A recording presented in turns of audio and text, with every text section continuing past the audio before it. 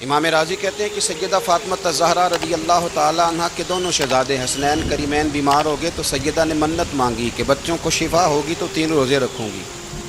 شفا ہو گئی، روزے بھی رکھ لیے۔ اور جب مولا علی شیر خدا روزہ رکھنے کے لیے بیدار ہوئے، سیدہ فاطمہ الزہرا بیدار ہوئی تو امام حسن اور حسین بھی اٹھ گئے۔ 7-8 سال کی عمر، اماں جی ہم نے بھی رکھنا ہے۔ صبح کھجور اور دودھ سے روزہ رکھ لیا گیا۔ عین افطاری کے وقت مولا علی کہتے ہیں فاقے چل رہے تھے، کہیں سے میں جوں لایا تھوڑے سے۔ سیدہ فاطمہ الزہرا نے پیس کر روٹیاں پکائیں۔ وہ وقت جو بڑا مشکل ہوتا ہے افطار کا، کہتے ہیں اس وقت جب کھانے کے لیے بالکل ہاتھ آگے بڑھنے لگے اور امید تھی کہ ابھی سیدنا بلال اللہ اکبر کہیں گے تو روزہ کھلے گا، لیکن ابھی چند ہی منٹ رہتے تھے کہ دروازے پر ایک فقیر نے صدا دی۔ کہنے لگا سارے مدینے کے دروازے کھٹکھٹا آیا ہوں، قحط ہے، فاقہ ہے، اے رسول اللہ کے خاندان والوں، میں یتیم ہوں۔ کسی نے بتایا ہے کہ اور کوئی دروازہ کھلے نہ کھلے سیدہ کا دروازہ تیرے لیے ضرور کھلے گا، کیا یتیم کو روٹی ملے گی؟ تو حضرت مولا علی نے بچوں کی طرف دیکھا ہی تھا کہ امام حسن ساری روٹیاں جا کے دروازے پہ دے آئے۔ کھجور اور پانی سے افطار ہو گیا۔ صبح پھر کھجور اور دودھ سے روزہ رکھا۔ امام راضی کہتے ہیں عین وہ وقت جب افطار کا ٹائم آیا تو پھر دروازے پہ کسی نے صدا دی، کہا ہے رسول اللہ کے خاندان والوں میں مسکین ہوں، رات سے روٹی کھائی ہے، نہ صبح کھا سکا نہ دوپہر۔ کسی نے بتایا ہے کہ اس دروازے سے خالی کوئی نہیں جاتا۔ امام حسن نے پھر سارا لنگر اٹھایا اور پھر جا کے دے دیا۔ تیسرا دن پھر ہوا۔ مجھے لگتا ہے کہ جب افطار کا ٹائم آیا ہوگا نا تو یہ خود ہی سارے دروازے پہ دیکھتے ہوں گے، یہ کوئی آیا نہیں لینے والا ابھی تک۔ لگتا ہے کہ نظریں دروازے پہ تھیں۔ عین افطار کے وقت 3 روٹیاں جب جوں کی پک کے آئی، ایک بھکاری نے صدا دی، کہنے لگا میں قیدی ہوں، آج ہی قید سے رہائی ملی ہے، پہلے دن کسی کے دروازے پہ صدا ملی ہے، دی ہے روٹی ملے گی۔ امام حسن وہ کھانا دے کے واپس لوٹے۔ کھجور اور پانی سے افطار ہوا اور جیسے ہی مسجد نبوی میں تینوں باپ بیٹا نماز پڑھنے گئے تو مولا علی کہتے ہیں مجھے بتانا نہیں پڑا، رسول کریم نے میری طرف دیکھ کے فرمایا علی تیرا، فاطمہ کا، حسن اور حسین کا 3 دن والا عمل خدا کو بھی بڑا پسند آیا ہے اور محمد مصطفیٰ کو بھی بڑا پسند آیا، بڑا پسندیدہ عمل۔ میں کہتا ہوں کہ حضرت فاطمہ نے نا ان کی تربیت پہلے ہی کر دی تھی، 3 دن بغیر افطار کے روزہ رکھنے کی، وہ ٹریننگ گھر سے ہو چکی تھی۔ اب میدان کربلا میں 3 دن بھوکا پیاسا رہنا ان کے لیے مشکل نہیں تھا۔ حضرت جناب سیدہ زینب بنت ابی رافع کہتی ہیں کہ سیدہ فاطمہ الزہرا ایک دن اپنے دونوں شہزادوں کو لے کے، جب حضور کی طبیعت مبارک بظاہر علیل تھی جس میں حضور کا وصال ہوا، دونوں شہزادے لے کے سیدہ فاطمہ نبی کریم کی بارگاہ میں گئی، کہنے لگی یا رسول اللہ میرے بچوں کو کچھ دیجئے۔ سیدہ پاک تو حضور اٹھ کے بیٹھ گئے، اس کندھے سے امام حسن کو لگایا اور اس سے امام حسین کو لگایا اور فرمایا فاطمہ کہ جو میرا حسن ہے نا اس کو میں اپنی ہیبت اور سرداری دیتا ہوں، اور فرمایا یہ جو میرا حسین ہے نا حسین کو میں اپنی جرت اور سخاوت دیتا ہوں، میرا حسین جرت مند ہوگا اور سخی ہوگا۔ داتا گانج بخش علی حجویری امام الاولیاء سید الاصفیاء داتا صاحب کشف المعجوب میں فرماتے ہیں ایک دن نا امام حسین کے پاس ایک شخص آیا بڑی دور سے کچھ مانگنے کا، حضور کچھ دیجئے۔ وہ شخص کہتا ہے کہ میرا ظرف یہ تھا کہ 4-5 دینار ملیں گے، تو امام حسین فرمانے لگے تھوڑی دیر بیٹھ جا، رزق آ رہا ہے۔ تو امام حسین کو حکومت وقت کی طرف سے نا 5 تھیلیاں ملی جس میں ایک تھیلی میں 500 اشرفیاں تھیں، 5 تھیلیاں آئیں، لیکن اس کو آنے میں نا ذرا دیر ہو گئی۔ وہ 5 تھیلیاں جب آئی نا تو امام حسین اس کی طرف 5 تھیلیاں بڑھا کے نا، ذرا دیکھنا میری طرف غور سے، 5 تھیلیاں بڑھا کے نا تو فرمانے لگے میاں جتنا تجھے انتظار کرایا نا اتنی ہم تیری حاجت پوری نہیں کر سکے، تو یہ نہ محسوس کرنا کہ حسین کے دروازے پہ بیٹھا بھی رہا ہوں تو ملا کیا ہے، یہ نہ محسوس کرنا۔ وہ شخص کہتا ہے جب میں نے وہ تھیلیاں کھولی اور پھر میری نظر امام حسین پہ پڑی تو میرے اندر سے آواز آئی اگر حسین ابن علی اتنے سخی ہیں تو محمد عربی کتنے سخی ہوں۔ اگر یہ معیار ان کا ہے، ان کا یہ معیار ہے، اور خود بھیک دیں، خود ہی کہیں منگتے کا بھلا ہو، خود کہنے لگے جتنا انتظار کرایا ہے اتنی تیری مدد کر سکے، یہ سخاوت کا معیار تھا، یہ طریقہ تھا۔ ایک دفعہ سیدنا امام حسین رضی اللہ تعالیٰ عنہ کے گھر کے اندر 5000 دینار آئے، مسجد میں تھے، آپ کو 5000 دینار ملے تو امام زین العابدین کہتے ہیں کہ مسجد سے لے کر گھر آنے تک امام حسین نے 5 کے 5000 اللہ کے راستے میں خیرات کر دی۔ فرماتے میں نے کہا ابا جی 5 دینار کی گھر میں ضرورت تھی، مالاں والے سخی نہیں ہوندے تے سخیاں کول مال نہیں ہوندا، ایتھے اوتھے دوویں جہانی سخی کنگال نہیں ہوندا۔ کہا ابا جی 5 دینار کی گھر میں ضرورت تھی، تو کہتے ہیں مجھے فرمانے لگے بیٹا یہ جن کو میں نے دیا ہے نا یہ گھر کے لیے ہی دیا ہے، یہ گھر کے لیے ہی دیا ہے، جن کو دیا ہے تمہارا کیا خیال ہے یہ باہر خرچ ہوا ہے، یہ گھر کے لیے ہی ہے۔ اس لیے کہ جب انسان دوسروں پر شفقت کرتا ہے تو اللہ اس کے گھر پہ رحمت فرماتا ہے۔ امام حسین کے مزاج میں پہلی بات میں نے ذوق عبادت کی عرض کی، دوسری بات عرض کر رہا ہوں کہ صحابہ حضرت اسامہ بن زید بڑے پیارے ہیں میرے نبی کریم، بڑے پیارے۔ حضرت اسامہ بن زید کے بارے میں سیدہ عائشہ صدیقہ فرماتی ہیں ان کے ناک سے اگر رینٹھ نکلتی تھی تو اللہ کے رسول اپنے دست مبارک سے صاف کر دیتے تھے، اور سرکار فرماتے تھے کہ اگر اسامہ لڑکی ہوتا نا، ان کے غلام کے بیٹے تھے حضرت زید بن عمرو، اگر یہ لڑکی ہوتا میں اسے زیور پہناتا۔ بڑے پیارے تھے، لیکن جب ان کا آخری وقت آیا نا تو 60,000 دینار کا قرضہ تھا، رشتہ داروں سے کہا، دوستوں سے کہا، یاروں سے کہا، پر قرض ادا نہیں ہو رہا تھا۔ حضرت اسامہ بن زید کہتے ہیں بڑا پریشان تھا۔ جب حد ہو گئی نا تو حضرت اسامہ بن زید فرمانے لگے جاؤ کوئی حسین ابن علی کو خبر کرو، ان سے کہو میں نا غلام ہوں آپ کے نانا کا، مقروض دنیا سے چلا گیا تو کیا بنے گا۔ امام حسین کو خبر ملی تو دوڑے آئے۔ لاجپال اس پیر کو نہیں کہتے کہ تگڑا نذرانہ لے کے تو ماتھا چوم لے، لاجپال تو اس کو کہتے ہیں کہ جب ضرورت پڑے تو وہ سر پہ موجود ہو۔ حضرت سیدنا امام حسین تشریف لائے تو جناب اسامہ بن زید رو پڑے، کہنے لگے حضور میں نے نا غلامی کی ہے آپ کے نانا، اور اس غلامی پہ ناز ہے، اب 60,000 دینار کا قرضہ لے کے دنیا سے جاؤں گا تو میری قبر پہ بوجھ رہے گا۔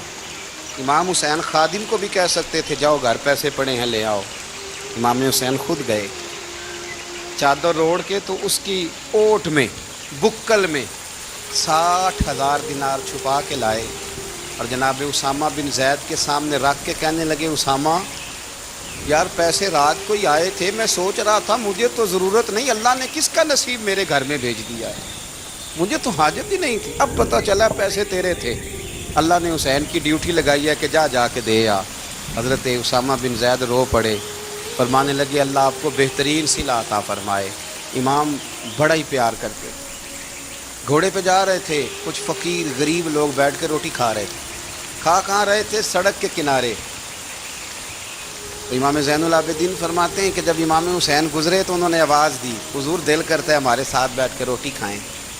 کائنات کے مالک و مختار کے نواسے اور دنیا کے سب سے بڑے شہزادے گھوڑے سے اترے اور غریبوں کے ساتھ سڑک پہ بیٹھ گئے، روٹی کھانے لگے اور دیر تک کھاتے رہے، اور جب فارغ ہو گئے تو فرمانے لگے کھانے کی ضرورت بھی نہیں تھی، حاجت بھی نہیں تھی، پر تم نے آواز دی تو دل رکھنے کو بیٹھ گیا تھا، اگر اجازت دے تو چلا جاؤں۔ یہ مزاج تھا، یہ طبیعت تھی۔ آپ کے ایک بھائی ہیں چھوٹے، حضرت محمد بن حنفیہ نام ہے، حضرت مولا علی شیر خدا رضی اللہ تعالیٰ عنہ کی دوسری بیوی سے۔ ایک دن حضرت امام حسین ان کے گھر میں بیٹھے تھے تو کسی بات میں نا اختلاف رائے ہو گیا، تو امام علی مقام ناراض ہو گئے، فرمایا آج کے بعد تیرے گھر نہیں آؤں گا، رومال اٹھایا چلے گئے۔ لوگوں نے حضرت محمد بن حنفیہ رضی اللہ تعالیٰ عنہ سے کہا حسین تو ناراض ہو گئے، کبھی نہیں آئیں گے۔ آپ فرمانے لگے بھائی تمہارا ہے کہ میرا؟ جی بھائی تو آپ کے ہیں۔ فرمایا اگر کہو تو چند منٹوں میں حسین واپس آئے۔ جناب ناراضگی ہو گئی ہے۔ فرمایا ناراضگی ہوئی ہے پر میں اس کے دل کی نرمی کو تو جانتا ہوں، اس کے مزاج کے اندر جو محبت ہے اس سے تو ابھی آئے۔ کہا جناب وہ کیسے؟ فرمانے لگے دیکھنا ذرا،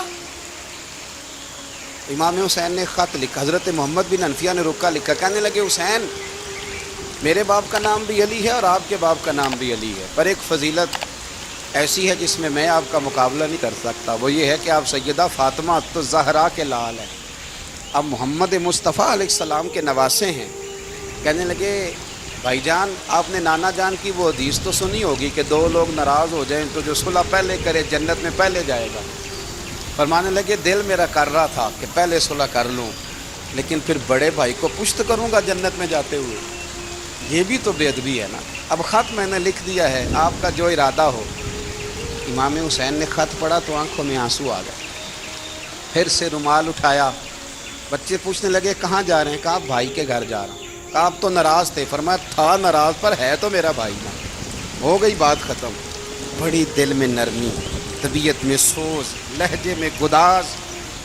حضرت امیر معاویہ رضی اللہ تعالیٰ عنہ نے ایک شخص کو بھیجا مدینہ منورہ شام سے، تو اس نے کہا میں نے امام حسین سے ملنا ہے، تعارف کیا ہے؟ جناب امیر معاویہ فرمانے لگے مسجد نبوی میں جانا جس کے گرد لوگ سب سے زیادہ ادب سے بیٹھے ہوں اور جس کی باتیں سب سے زیادہ میٹھی ہوں اور جس کی نظریں سب سے زیادہ جھکی ہوں اور جس کے چہرے پر تمہیں سب سے زیادہ وقار نظر آئے وہی علی کے بیٹے حسین ہوں گے۔ جو سب سے زیادہ تمہیں وہاں ماحول کے اندر جو شخص نظر آئے پوچھنے کی ضرورت نہیں پڑے گی۔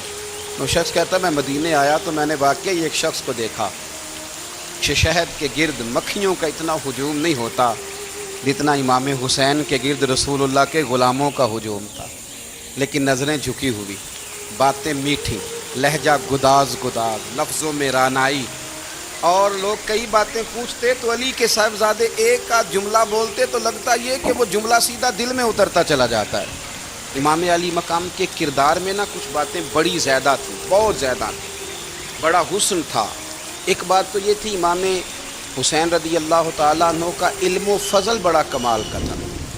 ایک دفعہ صحابہ میں مسئلہ بن گیا کہ بچہ پیدا ہوتا ہے تو اس کا وظیفہ کیسے لگانا ہے۔ امام حسین کا علم و فضل بتا رہا ہوں، علم و فضل، تو بات بڑی پیچیدہ ہو گئی۔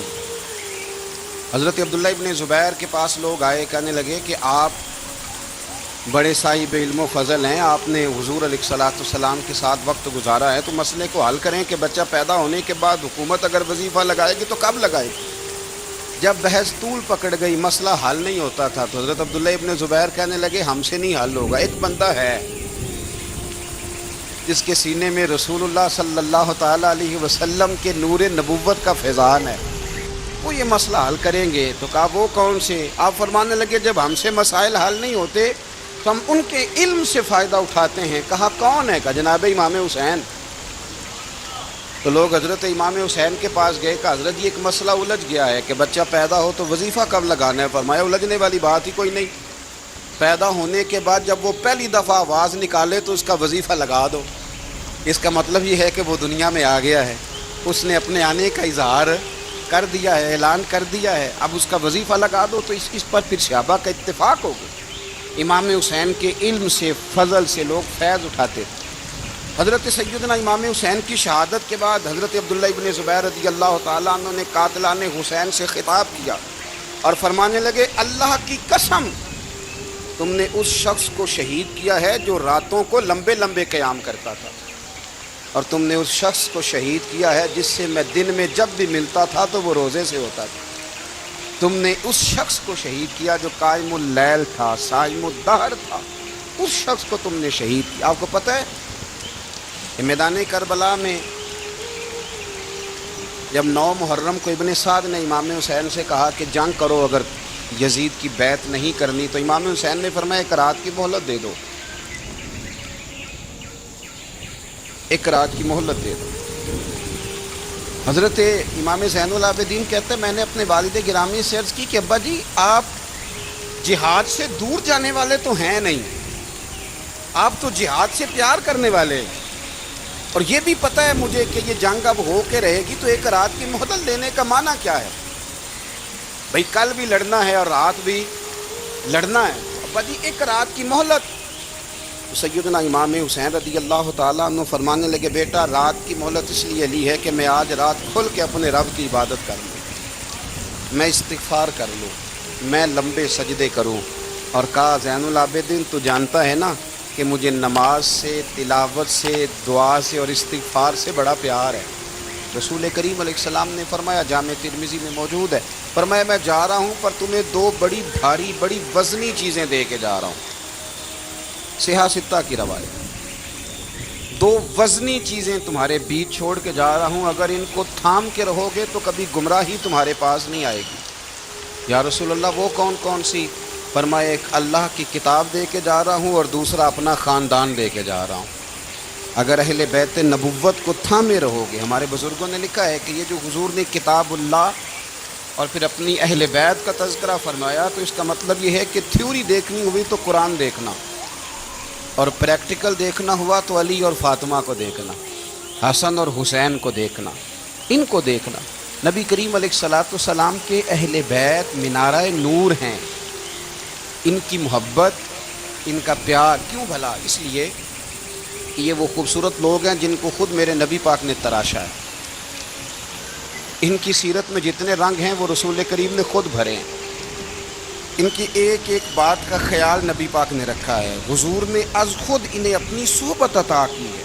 زیادہ دور نہیں تھا سیدہ فاطمہ کا گھر، مسجد نبوی کے ساتھ تھا۔ اللہ کے رسول دن میں 2 دفعہ جایا کرتے، پھر بھی کبھی کبھی فرماتے فاطمہ میرا دل کرتا ہے آج میں رات تیرے گھر میں قیام کروں۔ تو سیدہ فاطمہ الزہرا فرماتی ہیں کہ آمنہ کے لال اس طرح بھی میرے گھر میں قیام کرتے تھے کہ حضور چارپائی پہ لیٹتے تھے تو ایک کندھے پہ امام حسن کا سر ہوتا تھا اور دوسرے پہ امام حسین کا سر اقدس ہوتا تھا، اور فرماتی ہیں رات کو کبھی حسنین کریمین دودھ مانگتے تو میں اٹھتی دودھ دینے کے لیے، تو حضور فرماتے لیٹ جاؤ آج میرے ساتھ سوئے ہیں تو دودھ بھی میں ہی پلاؤں گا۔ تو محبوب اٹھتے ان کے لیے دودھ لاتے برتن سے نکال کے۔ حضور نے انہیں وقت دیا اور پھر ان کی چھوٹی چھوٹی چیزوں کا خیال رکھا۔ صحیح بخاری میں موجود ہے، تربیت پر توجہ دی۔ امام حسین تشریف لائے، ابھی عمر مبارک 7 سال کے قریب تھی، مسجد نبوی میں صدقے کی کھجوروں کا ڈھیر لگا ہوا تھا۔ چھوٹا بچہ جو ہوتا ہے نابالغ، اس پر شریعت کے احکامات نہیں آتے۔ صدقے کی کھجوروں کا ڈھیر تھا مسجد نبوی میں۔ یہ تربیت ہے، یہ ٹریننگ ہے جو اللہ کے محبوب نے خود انہیں عطا فرمائی۔ صدقے کی کھجوروں کا ڈھیر تھا۔ امام حسین حضور کے ساتھ آئے تو امام علی مقام نے ایک کھجور اٹھا کے منہ میں رکھ لی۔ شارحین نے لکھا ہے لگتا یہ ہے کہ کئی دنوں کی بھوک تھی، کیونکہ یہ فاقہ اہل بیت کا بڑا محبوب ہے۔ مجبور نہیں تھے، وہ تو خزانوں کے مالک تھے، پر غریبوں سے محبت کی وجہ سے فاقے کیا کرتے تھے۔ یہ ان کی پسند ہے فاقہ کرنا۔ تو ایک کھجور امام علی مقام نے رکھ لی تو اللہ کے رسول نے گلے میں انگلی ڈال کے نکال دی، تو فرمایا حسین یہ صدقہ ہے، یہ میری اہل بیت کے لیے درست نہیں ہے۔ حضور نے خود تربیت کی، اور پھر سیدہ فاطمہ الزہرا نے اپنے بچوں کو تراشا، ان پر محنت کی۔ میں اکثر گزارش کرتا ہوں دوستوں سے، میں کہتا ہوں کربلا کا واقعہ کوئی حادثاتی نہیں ہے، اس کے پیچھے پوری ایک لاجک ہے، اس کے پیچھے پورا ایک فلسفہ ہے۔ ایسے ہی کوئی آدمی 3 دن بھوکا پیاسا رہ سکتا ہے؟ کسی آدمی کو صبح اس نے کھانا کھایا اور شام تک کھانا نہ ملے تو ٹانگیں کانپتی ہیں۔ رمضان المبارک میں عبادت کی نیت سے روزہ رکھنے والے بھی شام کو بڑے پریشان ہو جاتے ہیں، اور مسلسل 3 دن کھانا نہ کھایا جائے اور پانی نہ پیا جائے، اور حال یہ ہے کہ وہی آدمی تلوار لے کے میدان میں نکلے اور اس کی حالت یہ ہو کہ لوگ اس کے آگے دوڑنا شروع کر دیں، ہزاروں کی فوجیں تاب نہ لا سکیں۔ علی کا گھر بھی وہ گھر ہے کہ جس گھر کا ہر ایک بچہ جسے دیکھو وہی شیر خدا معلوم ہوتا ہے۔ یہ کوئی آسان ہے؟ اس کے پیچھے پوری ایک اس کے پیچھے فلسفہ ہے۔ امام راضی کی تفسیر کبیر دیکھیے گا، حضرت امام حسین کی وہ شخصیت تھی کہ مشکات میں حدیث ہے، نبی پاک صلی اللہ تعالیٰ علیہ وسلم کی چچی جناب ام فضل صبح صبح گھبرائی حضور کی بارگاہ میں آئیں، عرض کی یا رسول اللہ صلی اللہ علیہ وسلم آج میں نے عجیب خواب دیکھا ہے، میں ڈر گئی ہوں۔ حضور نے فرمایا چچی کیا دیکھا؟ عرض کی حضور میں نے دیکھا ہے کہ آپ کے وجود کا گوشت کا ایک ٹکڑا کٹ کے میری جھولی میں آ گیا ہے۔ حضور یہ کیا ہے؟ تو محبوب خواب سن کے مسکرائے، فرمایا چچی یہ پریشانی والا خواب نہیں، یہ تو خوشی والا خواب ہے۔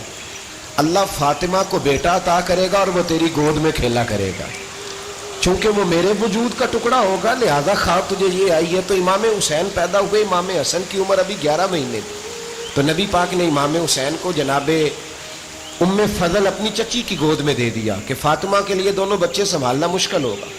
وہ خواب اس طرح پوری ہوئی. امام حسین سے حضور نے بڑا پیار کیا, بڑی محبت فرمائی نبی پاک سے. کچھ حدیثیں میں نے جمعے میں عرض کی تھیں.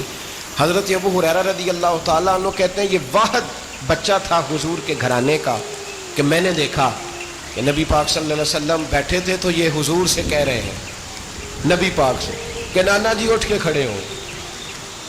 کہتے ہیں حضور کھڑے ہو گئے تو کہنے لگے میں نے آپ کے برابر جانا ہے. بچے جو مرضی ضد کر لیتے ہیں نا.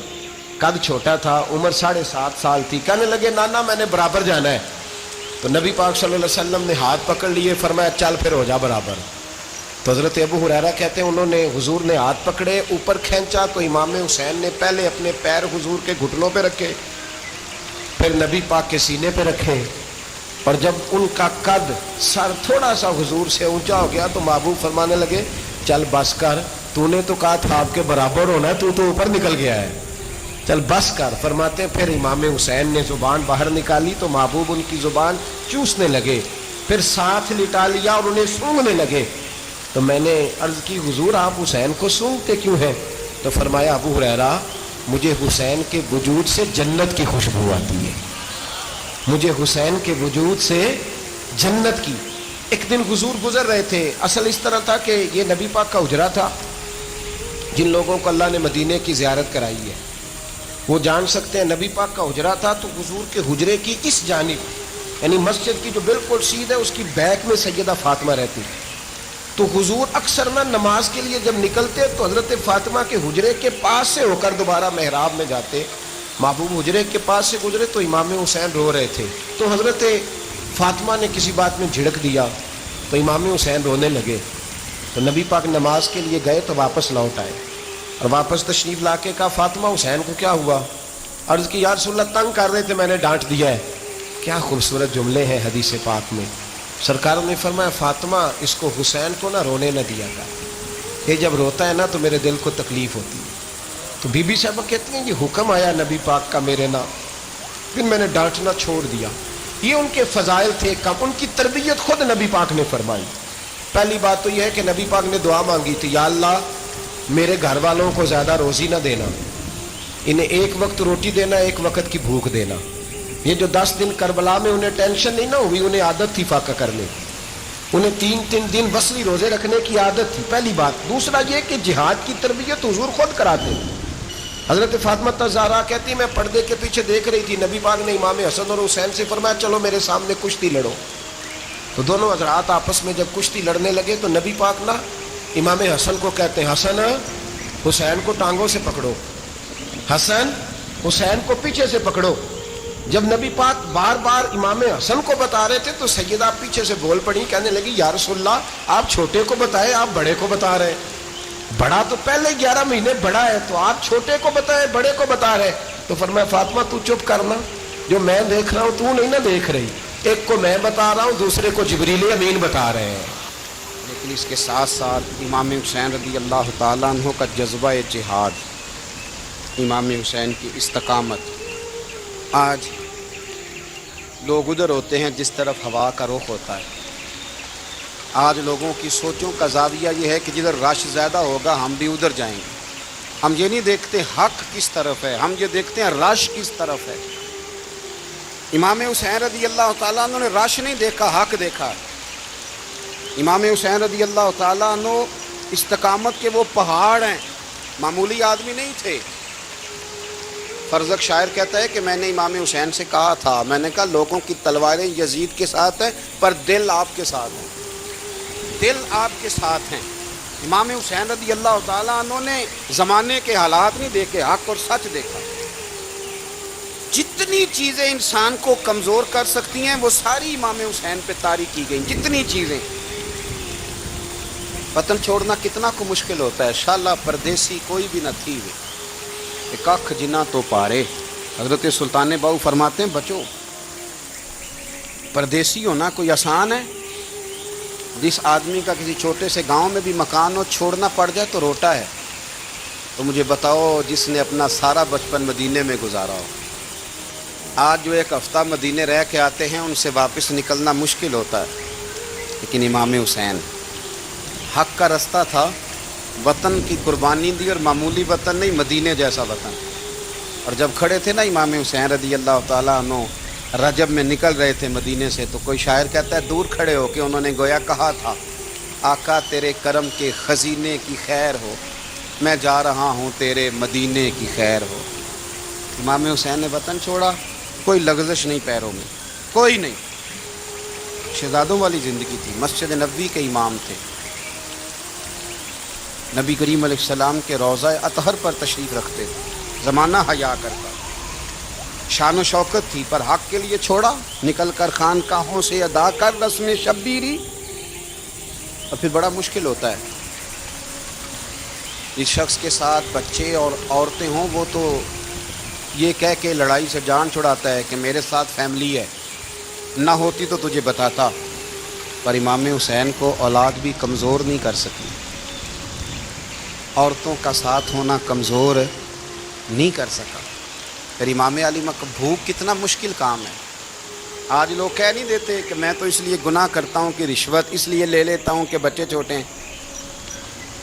10 دنوں کی کم و بیش سفر، 3 دنوں کی بھوک اور پیاس، پر حق کے رستے میں امام حسین کو کوئی چیز کمزور نہیں کر سکتی. اور پھر وہ جتنی باتیں لوگ کہہ سکتے تھے وہ ساری کہیں گئیں، ساری. اور آ کے عرض کرنے لگا حضور یہ کوئی معمولی دشمن نہیں، یہ وہ ظالم ہیں جو لاشوں پہ بھی گھوڑے دوڑا دیتے ہیں. تو امام علی مقام فرمانے لگے جو شہادت کا جذبہ لے کے نکلے وہ پھر انجام نہیں دیکھا کرتا.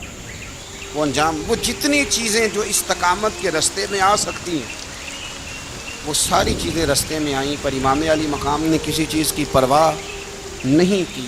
آج کا مسئلہ یہ ہے کہ آج لوگوں میں استقامت نہیں.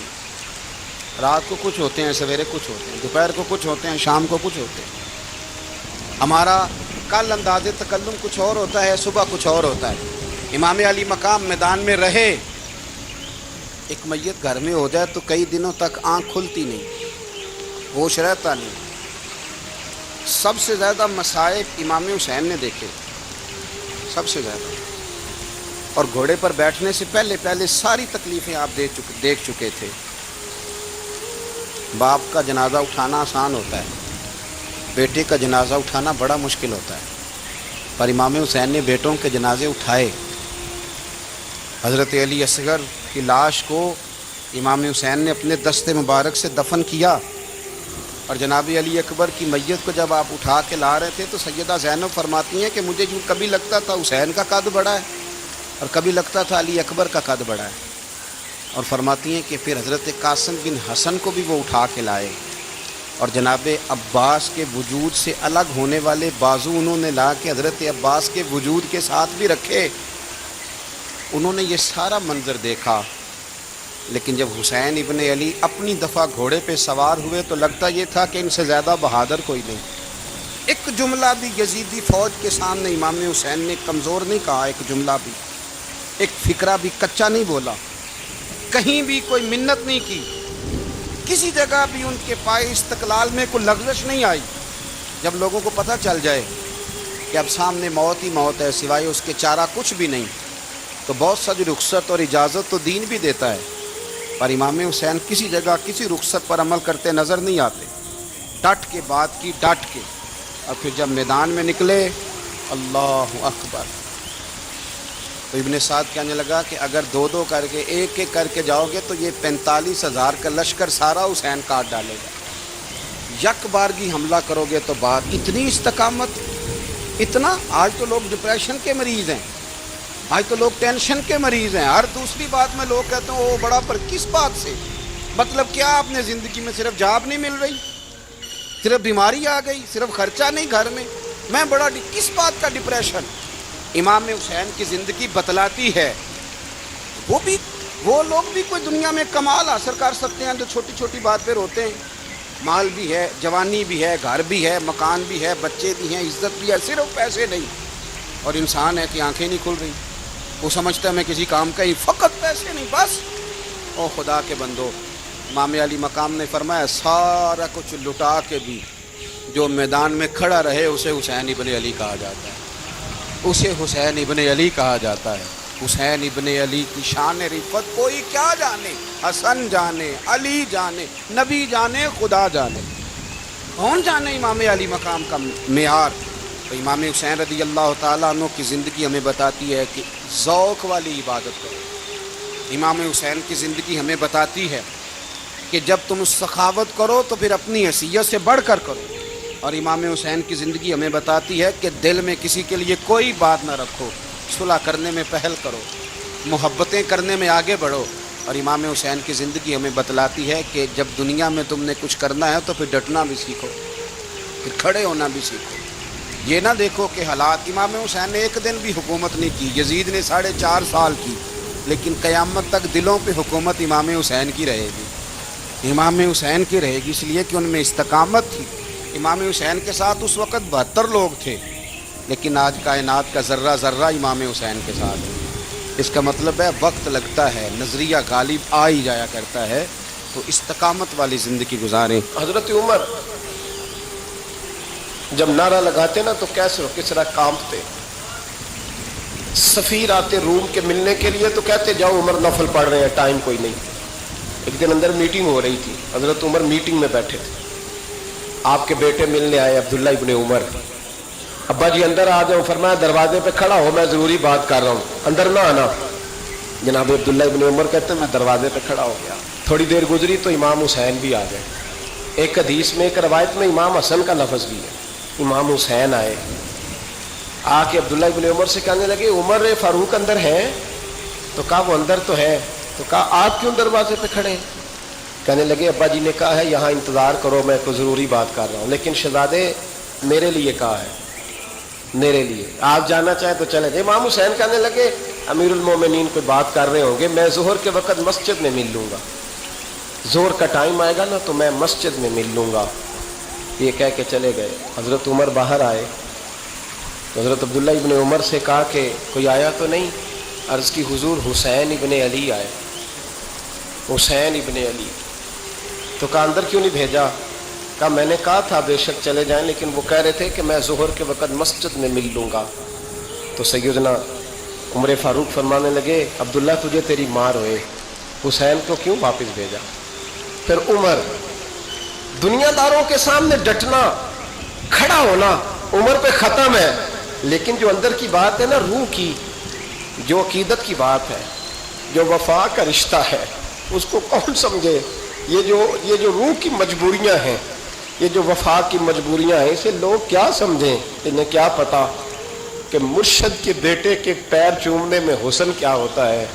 انہیں کیا پتا کہ جب استاد کا بیٹا گھر میں آتا ہے تو دل کرتا ہے مکان بیچ کے اسے دے دیں، اس کے باپ کی نیکیاں بڑی ہیں۔ جناب عمر فاروق دوڑے گئے، امام حسین کے دروازے پہ دستک دی، امام حسین باہر رکھا، شہزادے یار ملنے آئے تھے، بغیر ملے کیوں آ گئے؟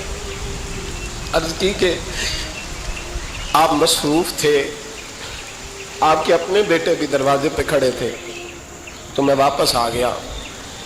امام حسین کہتے عمر جذبات میں آ گئے، سر سے پگڑی گر گئی، کہنے لگے حسین میرے بیٹے کا اور حسین کا کیا مقابلہ؟ کیا اس کی ماں کا نام فاطمہ الزہرا ہے؟ کیا اس کی نانی کا نام ختیجہ الکبریٰ ہے؟ کیا اس کے نانے کا نام محمد مصطفیٰ ہے؟ اور پھر سر سے پگڑی اتری تھی، اپنے بال زور سے پکڑ لیے، کہنے لگے حسین میں نا مکے میں اونٹ چرایا کرتا تھا اور ڈنڈوں سے مار کھاتا تھا اپنے باپ سے، یہ جو آج ساری دنیا میں عمر کے نعرے لگتے ہیں یہ تیرے نانے کا صدقہ ہے۔ شہزادے میری وفا اور میری وفا میں جب تیرا دل کرے نا دوڑ کے آ جایا کر۔